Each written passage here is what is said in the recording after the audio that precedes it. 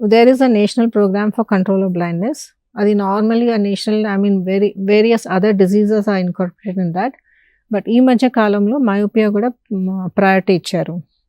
So ఆ ప్రోగ్రాంలో actually government is conducting vision screening programs in schools. ఇంకా even government schools అయితే even free spectacles also distributed.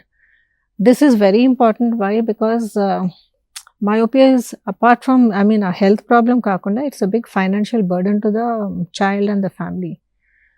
లేని వాళ్ళైతే స్పెక్టికల్స్ అండ్ ఖచ్చితంగా స్పెక్టికల్స్ మీద స్పెండ్ చేయాలి.